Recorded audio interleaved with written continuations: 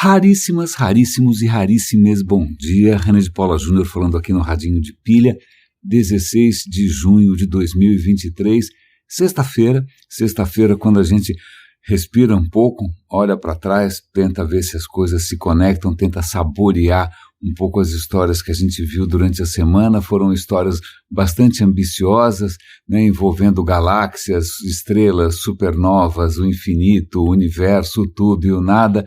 Mas eu acho que eu vou começar... Bom, aliás, já que a gente está falando em questões nessa dimensão cósmica, por favor, preparem-se, porque este final de semana teremos um alinhamento de planetas. 5 planetas estarão alinhados no céu, caso você consiga ver o céu. Teremos, acho que Netuno, Marte, Júpiter, Mercúrio e Urano. E isso, sabe o que isso quer dizer? Nada. Na verdade, obviamente... Isso é só uma coincidência para quem tem aí, de repente, aparatos telescópicos para observar a grandeza do nosso sistema solar, mas fora isso, você sabe que a astrologia não é a nossa disciplina preferida aqui, exceto quando a gente quer dar um pouco de risada. Mas eu estou pensando aqui por onde começar o radinho de hoje, e eu acho que eu vou começar, já que eu falei em Saturno, vamos começar em Encélados, Saturno tem uma quantidade gigantesca de luas. Eu já vi outro dia aí, o número é assustador, tem 50 e tantas, já não me lembro mais, já esqueci, não é? Mas é uma das luas de Saturno que está deixando os cientistas empolgadíssimos. Por quê? Porque observando, veja só, as luas de Saturno são todas muito diferentes, algumas têm um monte de água, outras não têm. Algumas fazem erupções, né? Ela tem lá, de vez em quando elas espanam, surtam, fazem uma bagunça danada. Pois bem, Encélados de vez em quando tem uns geysers de gelo, né? E água, que legal, que bacana, mas analisando os dados, eles perceberam, uma excelente notícia, tem fósforo. E daí que tem fósforo, isso é importantíssimo e eu vou tentar dar algum tipo de escala para isso.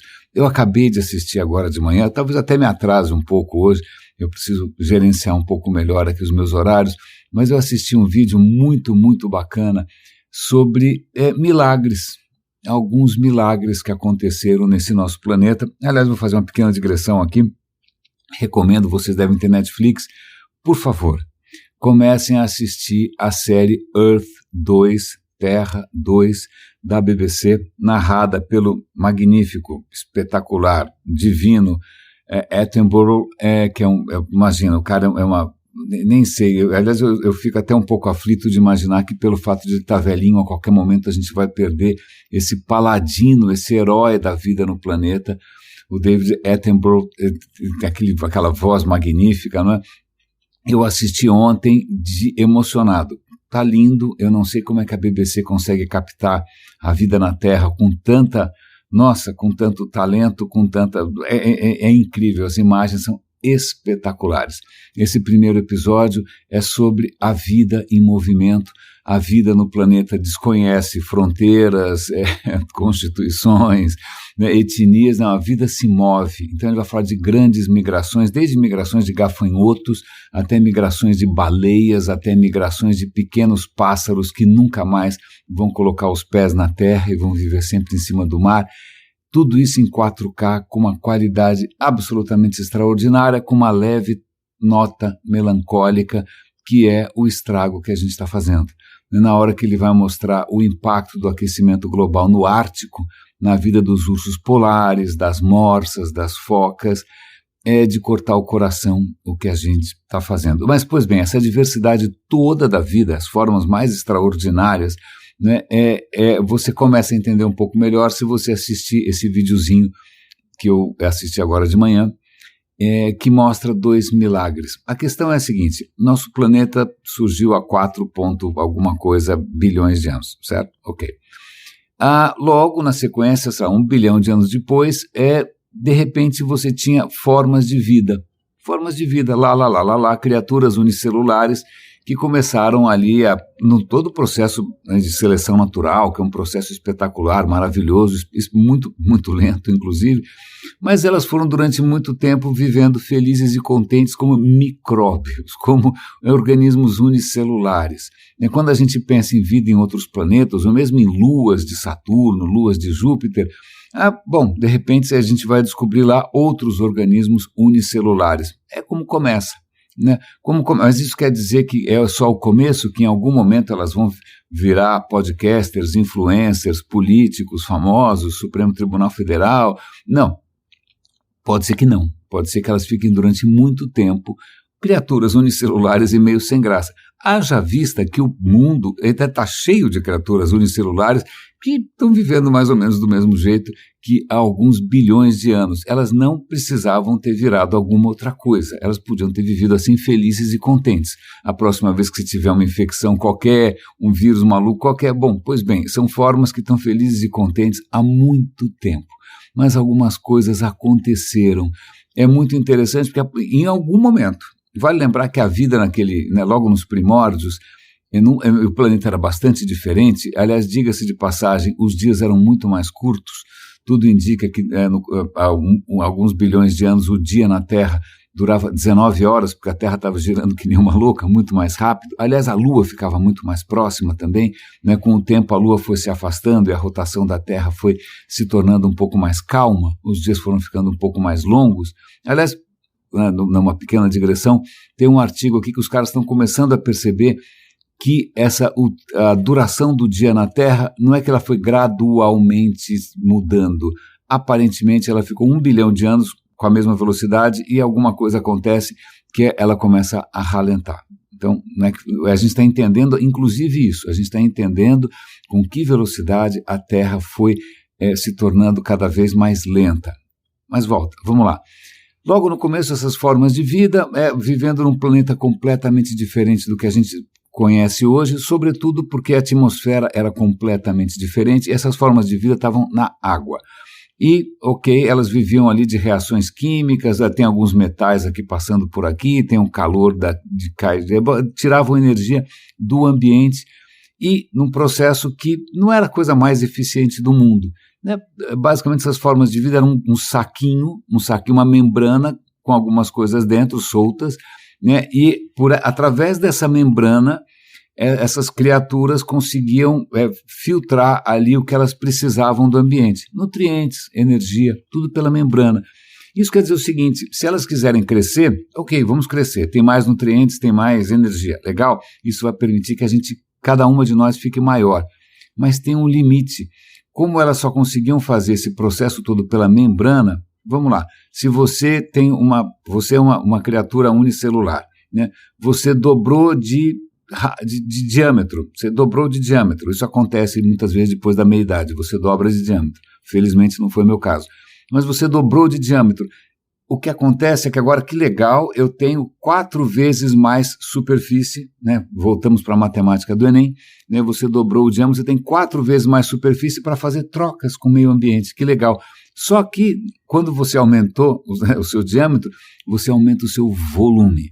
Então, se você dobrou o seu diâmetro e a sua superfície agora é 4 vezes maior, o volume interno é 8 vezes maior.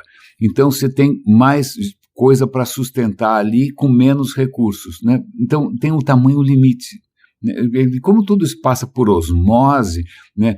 As coisas químicas elas têm que entrar, elas não conseguem ir até o centro se você crescer demais. Então, todo mundo fica mais ou menos do mesmo tamaninho por uma questão de física e de química, não tem o que fazer, e de matemática também, certo? Certo.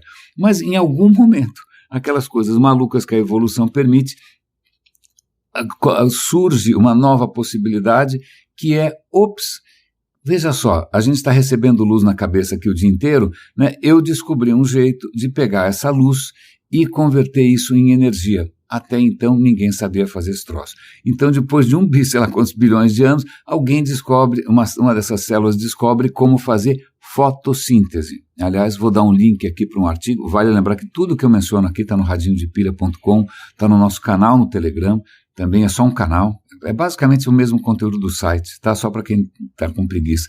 Não é? Mas um artigo extremamente interessante.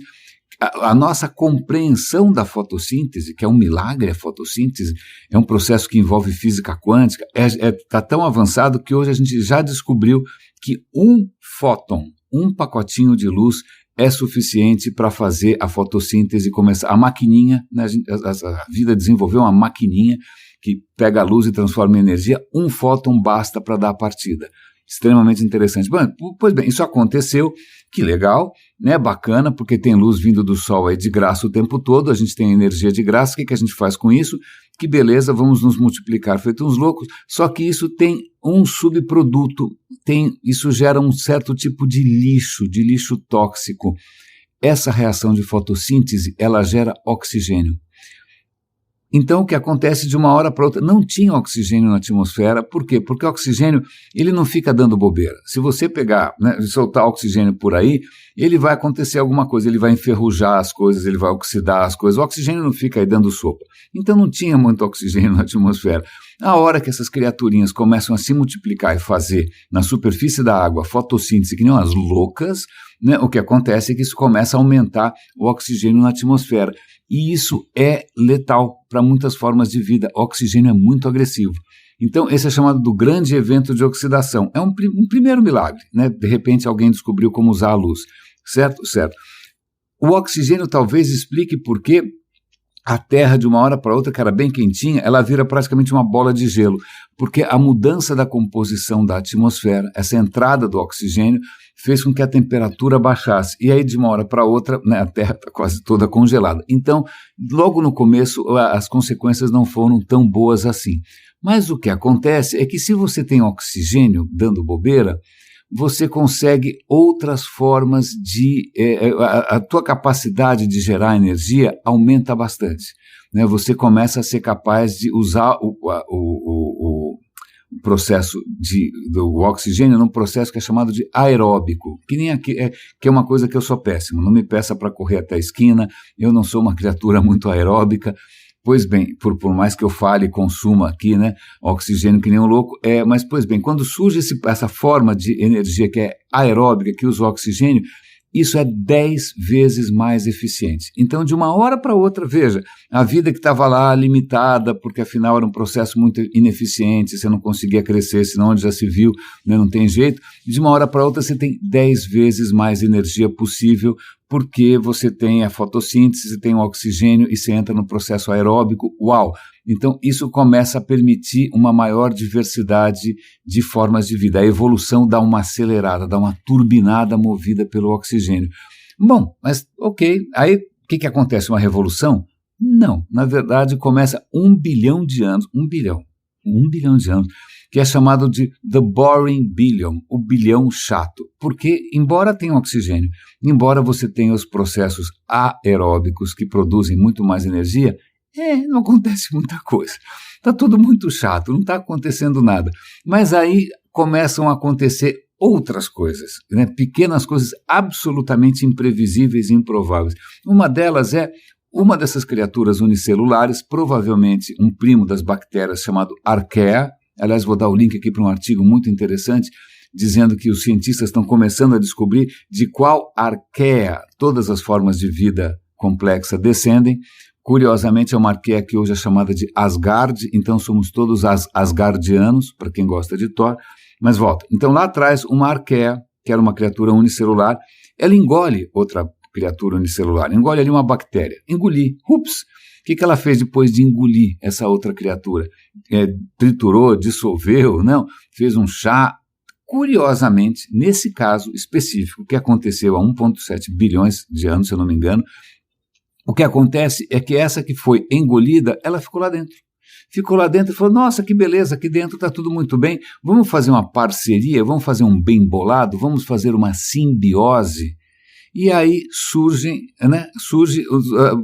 aí nós surgimos, porque as formas complexas de vida surgem desse encontro, desse momento em que uma vai viver dentro da outra. Né? E vamos fazer uma parceria, eu fico aqui dentro quietinha, eu não vou encher o saco, eu não vou querer me multiplicar, eu vou gerar energia para você. E aí, de uma hora para outra, essas células, né, tinham praticamente uma usina gratuita dentro delas mesmas, e a quantidade de energia dispara, né? Você tem muito mais energia porque surgiu essa parceria, essa simbiose, um encontro. Né? Daí para frente você tem mais energia e aí sim você tem, boom, uma explosão de vida. Certo? Certo. Mais ou menos. Porque a vida precisava de uma outra coisa. A vida depende de vários elementos químicos. Por exemplo, quando essa notícia de Encelados em Saturno, essa lua, os caras já tinham detectado ali carbono, nitrogênio, né, oxigênio, hidrogênio, essas coisas que são fundamentais para a vida. Mas existe algo que realmente sem isso, sem a qual a coisa não anda, que é fósforo. Fósforo. Fósforo. E foi isso que eles detectaram em Encelados. Fósforo. Fósforo é essencial para várias coisas na célula, para as membranas, para o DNA, etc. Sem fósforo a coisa não vai, certo? Acontece que fósforo, nesses primeiros momentos, era muito raro. A vida toda estava nos oceanos, estava na água, e não tinha fósforo. O que acontece é que, como a Terra tinha gelado, você tem aquelas geleiras gigantes, as geleiras começam a triturar a pedra, os continentes ainda eram pedra, você não tinha terra, essa terra que você põe uma semente. Não tinha, cara, não tinha, era pedra, era minério. Né? As geleiras começam a triturar essa história toda, e a hora que elas derretem, elas jogam no mar toda essa pedra triturada, ou seja, as geleiras começam a fazer como se fosse um liquidificador, elas começam a pulverizar os minérios e começam a jogar nos oceanos uma quantidade gigante de rocha moída que contém o quê? Fósforo. De uma hora para outra você tem uma injeção de fósforo nos oceanos e pronto, é a partir desse momento que a vida explode. Você tem uma explosão de diversidade de formas de vida. Por quê? Veja que coisa curiosa, né? Não só porque tinha surgido, sei lá, criaturas unicelulares lá atrás que evoluíram para virar, não sei, né, eu e você. Não, o processo não é linear, o processo tem saltos, tem encontros, tem praticamente milagres, coisas muito improváveis.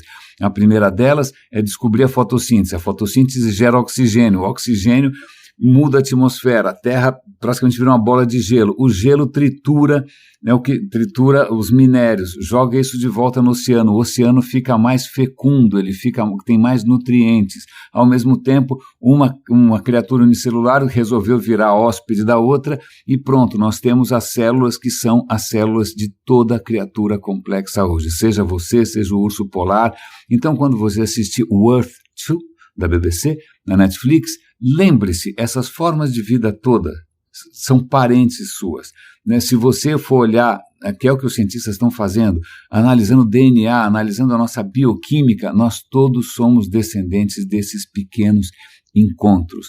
Eu acho isso absolutamente extraordinário. Aliás, outra coisa que fica muito bacana no BBC Earth é mostrar que a vida nesse planeta prospera, entre outras coisas, não só porque a Terra está numa distância razoável do Sol, a gente tem água líquida, mas porque a Terra é inclinada. A Terra está inclinada com relação à órbita, como se ela tivesse, talvez tenha sido aquela traulitada que gerou a Lua, né? A Lua provavelmente nasceu de uma pancada que a gente levou logo no começo. A gente está inclinado em relação... Como a gente está inclinado, à medida que a Terra gira em torno do Sol, a gente tem, às vezes, um hemisfério ou outro recebendo mais luz, mais calor, você tem as estações. Então, veja, as estações que promovem isso, esfria, esquenta, seca, molha, congela, derrete, é esse processo cíclico, esse processo que vai, inclusive, acelerando a erosão, acelerando a distribuição de minérios, acelerando a mudança das condições de vida. Esses pequenos acasos tornam esse planeta tão especial e a gente só está descobrindo o estrago que a gente fez agora. Né? Eu acho isso absolutamente maravilhoso, essas coisas todas se conectam, mas eu acho que vale a pena. Bom, se eu lembrar de mais alguma coisa bacana que eu vi aqui ao longo dessa semana, eu trago para vocês. Mas eu achei interessante a gente resgatar o papel desses acasos, dessas coisas imponderáveis, dessas coisas que aconteceram uma vez. Então, sei lá, o cara descobriu fósforo em Saturno. Bom, bacana, então quer dizer que a gente tem várias peças do quebra-cabeça para a vida complexa, mas é perfeitamente capaz que mesmo com tudo isso, né, a gente chegue lá e a gente encontre mais um boring billion, né, mais bilhões de anos em que a única coisa que você tem ali é uma sopa de micro-organismos. Não quer dizer que tenha surgido algum tipo de forma de vida mais complexa. E isso eu sei que isso é muito decepcionante, porque muita gente gosta de pensar que alienígenas vão nos salvar, e isso é um excelente gancho para um episódio magnífico que eu assisti ontem do Religion for Breakfast. O Religion for Breakfast é um podcast, um vídeo de um acadêmico, um rapazinho, quer dizer, rapazinho para mim, que é genial. Ele é um estudioso, um acadêmico que estuda a história das religiões. E dessa vez ele está falando sobre as religiões que envolvem discos voadores. Eu falei, cara, esse vídeo vai ter 30 segundos, porque não é possível que exista alguma religião baseada em discos voadores. Pois bem, tem. É realmente desconcertante, ele vai mostrar várias crenças, não estou brincando, tem igrejas organizadas, tem cultos e seitas organizadas, baseadas na ideia de que alienígenas, que eles estão em contato com alienígenas que são não só tecnologicamente superiores, mas são moralmente superiores, são espiritualmente superiores, e eles vêm para nos salvar, para nos ajudar, para promover a nossa, evolução espiritual, ou seja o que for. Assistam, é um negócio de louco. Aparentemente tudo isso começa na Guerra Fria, né, quando não só a gente está começando a pensar em Sputnik, foguetes, espaço, né, também, veja, a gente descobriu que existiam galáxias também no século passado, né, então tem uma série de descobertas sobre a infinitude do universo, né, também a gente começa a ter tecnologia para eventualmente ir para lá e para cá, mas também o medo, que deve ter sido um pânico de um apocalipse nuclear, né, as grandes potências estão ali numa corrida completamente estúpida, completamente insana, criando bombas atômicas, bombas de hidrogênio, então o mundo podia acabar a qualquer momento, não é? E aí talvez nesse contexto de insegurança, de receio, surge essa coisa meio messiânica, alguém tem que nos salvar, como diria o Chaves, e por que não alienígenas? E aí, bom, ele vai contar a história toda, o primeiro cara que vem com essa história de disco voador, pronto, aí o disco voador passa a ser aquele Pires, e tem a NASA agora soltando relatórios de fenômenos atmosféricos desconhecidos. Bom, até agora ninguém achou alien nenhum, né? Mas o que é muito interessante eu não tinha ideia de que havia surgido uma religião como Heaven's Gate.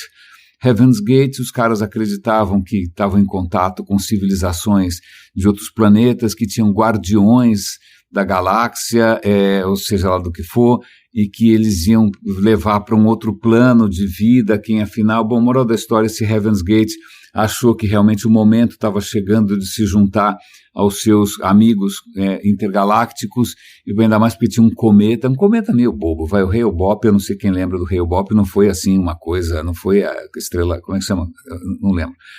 Não foi nada assim, né, mas de qualquer maneira, esse é o sinal, vamos todos, né, para esse outro mundo, e todos eles se suicidam, né, que realmente sem comentários. Então Heaven's Gate é relativamente recente, sei lá, duas dúzias de pessoas se mataram achando que estavam indo para um outro plano cósmico, mas tem outros. Se você pega a cientologia também parece ter embutido ali algumas coisas que envolvem guardiões cósmicos, e aí tem uma outra que chama Ethereum, e tem uma outra que chama Raelismo, que envolvem as duas. O Raelismo e essa Ethereum, ou qualquer coisa parecida, elas envolvem líderes carismáticos que juram de pé junto que eles conseguem conversar, não sei de que maneira, provavelmente telepática, com esses guardiões evoluidíssimos, que, veja, não é que a gente está falando aqui de espíritos ou um mundo espiritual.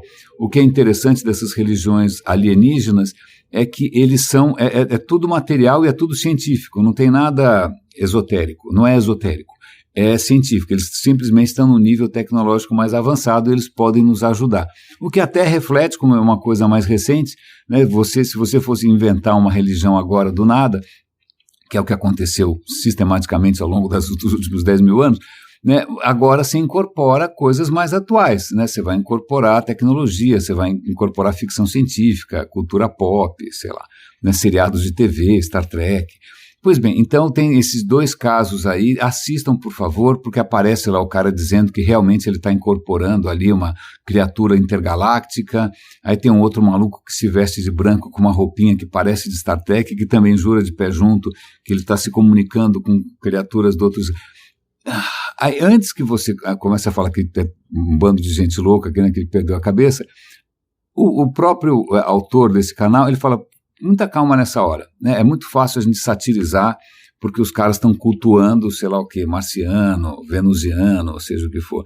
Mas isso não é tão diferente assim. Aliás, isso pega carona, inclusive, com muitas tradições anteriores, né? A ideia de que você vai ser salvo, a ideia de que existe um outro patamar, a ideia de que não é tão diferente assim, né? Não é tão diferente assim, inclusive, sobretudo porque muitos dos elementos imaginados são comuns, né? A ideia de um paraíso depois, algum tipo de provação, algum tipo de criaturas meio angelicais que zelam pelo nosso bem.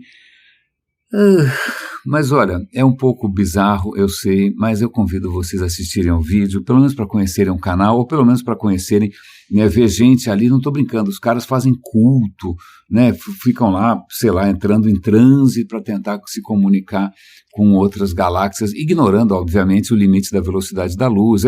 Mas imagina, isso é para os fracos, não é mesmo? Mas eu tinha comentado com vocês, acho que eu vou contar essa história meio para encerrar. Bom, estamos no mês do orgulho LGBTQ+, a gente teve aí Dia dos Namorados, a gente já começou a semana com uma história de amor bastante complicada, que é a história de Antinos e Adriano, mas agora tem uma outra história que eu conhecia muito superficialmente, na verdade eu tinha uma ideia bastante equivocada, e ontem eu aprendi pelo menos metade da história, porque o podcast The Rest is History dividiu em 2 episódios, eu só ouvi o primeiro, que é a história do Oscar Wilde. Oscar Wilde é um personagem interessantíssimo, né, do ponto de vista literário, em primeiro lugar, o retrato de Dorian Gray, a importância de ser Ernesto. O cara escreveu livros de sucesso, muito influente, peças de teatro, foi uma figura de imensa projeção no mundo literário, teatral, artístico. O cara deixou a maior quantidade de sacadas e tiradas que você pode imaginar, nada mais perigoso do que um homem com princípios, né? E assim vai. Como é que é a história? A verdade nunca é simples e nunca é pura, né? A história nunca é simples e nunca é pura. Pois bem, eu sabia pouco dele, eu sabia que ele tinha sido preso, que na prisão ele escreveu um livro tristíssimo, se não me engano é De Profundis, um livro super triste, mas eu não sabia muito da história. Então vou compartilhar um pouco a história com vocês. O que acontece? Oscar Wilde nasce na Irlanda, né, no século XIX, ele se revela um aluno brilhante, ele faz parte, a Irlanda tem essa questão católicos versus protestantes, ele estuda numa escola protestante, ele acaba vindo para a Inglaterra e acaba, aí vai para Oxford, ele ganha tudo quanto é prêmio, o cara era um gênio, aí ele se encanta com uma coisa que também muito nos encanta, que é a cultura grega, a cultura clássica, né? Ele vai estudar e vai ser um cara brilhante, ele começa a ser muito conhecido na alta sociedade, ele é um cara bastante exuberante, né? Um cara muito vocal, é o rei da festa, está sempre com roupas extravagantes, mas até aí tudo bem, ninguém tinha nada a comentar sobre a sua vida pessoal ou sobre os seus costumes. Ele casou, teve filhos, mas num certo momento ele acaba conhecendo um rapaz mais novo, e esse rapaz mais novo é que hoje a gente chamaria de gay. Aliás, essa questão de nomenclatura é muito interessante, eu não sabia, mas a palavra homossexualidade foi inventada por um alemão no século XIX, já vamos chegar lá.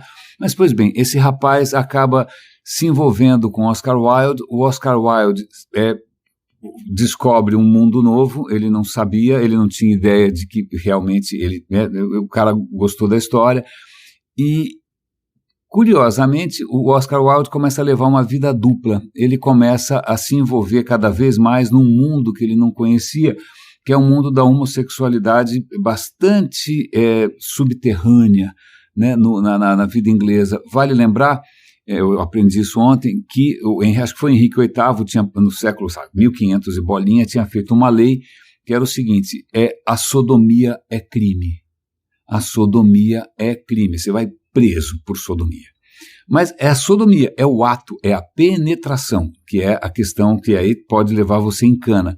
O que acontece é que logo quando aí o Oscar Wilde está começando a descobrir sua sexualidade, começando a descobrir esse outro mundo paralelo, um alemão, que eu já esqueci o nome, desculpe, ele lança lá um livro sobre, é um livro basicamente como se fosse um dos primórdios da psicologia, para tentar tipos humanos psicológicos. Ele vai colocar um tipo específico que ele vai chamar de homossexual, e ele vai descrever isso como se fosse uma condição.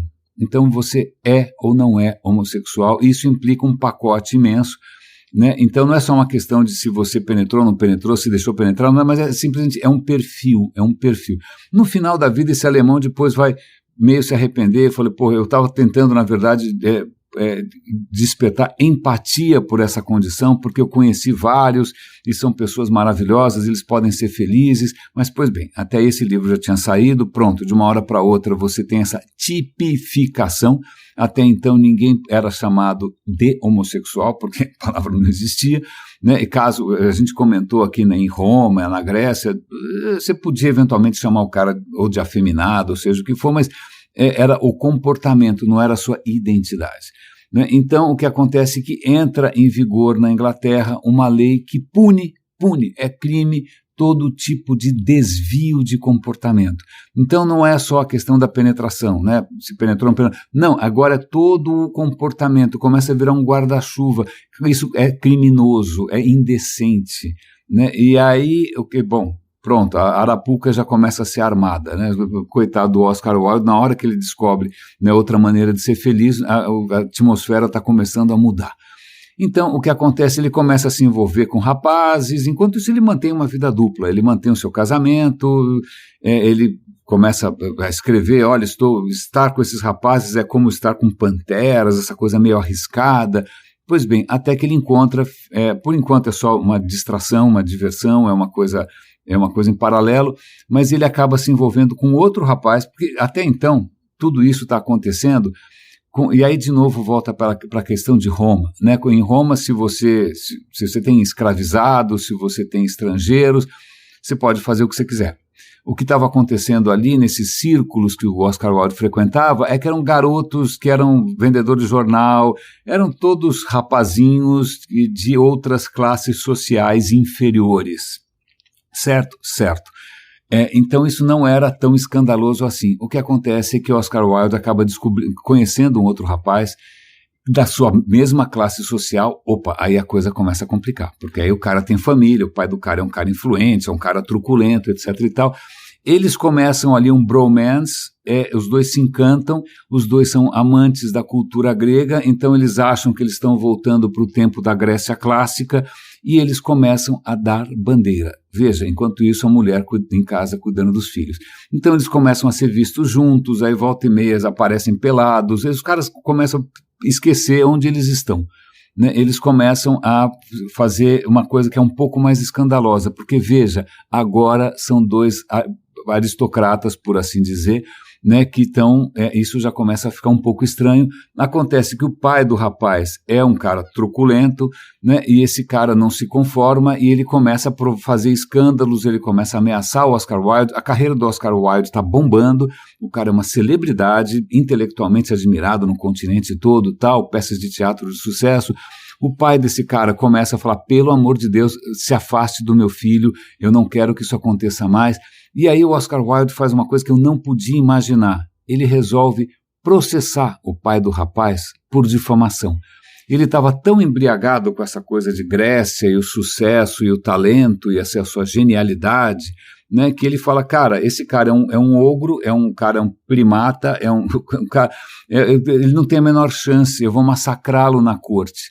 O que acaba acontecendo, imagina, ele denuncia esse cara, eu não lembro se o cara é preso ou não, mas a coisa volta contra o Oscar Wilde, porque no processo o advogado do cara que ele processou começa a questionar a vida do Oscar Wilde e isso começa a ter cada vez mais notoriedade. O Oscar Wilde se atrapalha, ele se atrapalha todo e aí começam a ter outras repercussões políticas. E não é que a sociedade quisesse fritar o Oscar Wilde, todo mundo adorava o Oscar Wilde. Mas chega num ponto que é aquela diferença entre escândalo e não escândalo, né? Tava todo mundo fazendo de conta que não sabia, deixa quieto, tá tudo bem e tal. Mas na hora que a coisa ganha uma certa proporção e existe uma lei, então, mesmo sem, não é que a sociedade estava perseguindo, a opressão, o massacre, não, era uma coisa hipócrita que não tem nada mais natural do que hipocrisia social, mas aí não tem jeito, Oscar Wilde é preso, é condenado e ele vai para a cadeia. Aí a segunda parte a gente vê depois. Eu não sabia disso, eu não sabia que o cara descolou da realidade, o cara esqueceu onde ele estava, ele achou que ele estivesse na Grécia, não estava, ele achou que ele estivesse em Roma, não estava, mesmo em Roma isso também teria sido relativamente complicado, porque envolvia 2 indivíduos da mesma classe social, ele simplesmente ignorou a inércia, quase que inelutável, vamos chamar assim, dos costumes, do mundo que o rodeava. Muito interessante, fica aqui um convite para vocês lerem qualquer coisa do Oscar Wilde, pesquisem, vejam, um tipo muito, muito, muito exuberante, roupas, comportamento, né? Ele achou que ele estivesse ali trazendo praticamente uma nova era, trazendo ali, fazendo com que as pessoas deixassem de ser tacanhas e provincianas, mas as coisas têm uma certa inércia, as coisas não são tão rápidas assim. Legal, eu estou conhecendo um pouco melhor um aspecto de um artista que eu admiro imensamente, estou entendendo um pouco melhor também a questão da história dos costumes, tentando entender também algumas coisas que têm reflexo até hoje. Por sorte, já que a gente está falando aqui de oxigênio, atmosfera e condições, muitos de vocês aqui nasceram num mundo muito mais respirável, muito mais tolerante, onde a questão da identidade, onde a questão do comportamento é muito mais fluida, né, em que a gente pode lutar pelos nossos direitos, em princípio ninguém mais vai preso, aliás, a gente tem que realmente preservar e lutar por essas conquistas de liberdade. Vale lembrar que tanto a esquerda quanto a direita não têm um bom histórico com relação a liberdades pessoais. Então, eu acho que que engraçado, comecei, né, em Fósforo, em Saturno, e acabei aqui nas nossas histórias humanas, demasiadamente humanas, mas eu quero encerrar essa semana agradecendo a vocês pela companhia. Foi uma semana diferente para mim, eu estou tendo que acomodar esse novo trabalho que está fascinante. Estou trabalhando com gente super competente, mais nova, num esquema super horizontal, né, de inovação. Está muito, muito bacana, estou aprendendo muito. Mas isso muda bastante o meu ir e vir, o meu tempo disponível, mas acho que a gente está conseguindo preservar esse nosso cantinho aqui, que para mim é super importante, e eu agradeço os feedbacks, os cafés. Cuidem-se, por favor, um excelente final de semana. Amanhã eu vou participar de um evento, que é um evento, eu vou tentar registrar e depois eu compartilho com vocês. Vou dar o link para o evento também, um evento sobre blockchain, inteligência artificial, Web3 e mercado imobiliário. Ele vai acontecer no Cubo aqui em São Paulo. Quem ouvir isso a tempo e quiser um ingresso, só me pedir, né? É fácil me encontrar. Um grande abraço e até segunda-feira.